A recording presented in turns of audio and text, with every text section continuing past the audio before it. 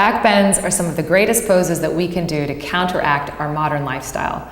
After all, most of our daily life has us sitting at desks, driving cars, eating our food. So a back bend, which takes our spine into spinal extension, can be such a healthy wake-up call for our bodies.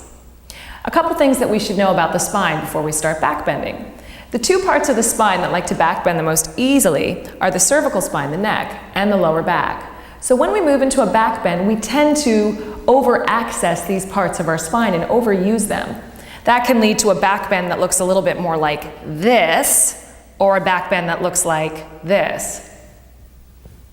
When in reality, when we back bend, what we really want to do is access the upper back. This is the part of our body that gets overly rounded during the day. So in our back bends, it's really important to stabilize our core to help support our lower back, to stabilize our neck to support the cervical spine, and then to move the back bend primarily into the upper back and to help use the shoulders to move us more deeply into that back bend. So let's take a look at what this would look like in Ustrasana, camel pose.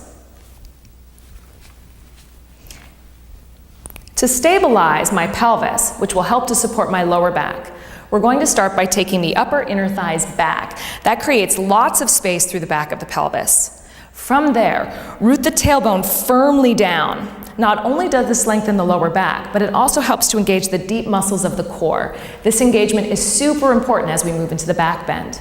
So with the pelvis stable now, find more length through the sides of the waist. Create more length through your spine. Draw your shoulders back.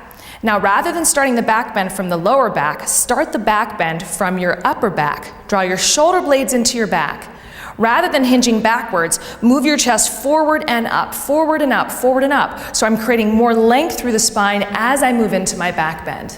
And then finally, rather than letting the neck just go into its path of least resistance by dropping back, stabilize the neck by lengthening the back of the neck. And then breathe here. Inhale to come out and sit on down. So using these techniques in your back bending, any back bending will help to stabilize your lower back, move your back bend into your upper back where you really need it, and to support your neck.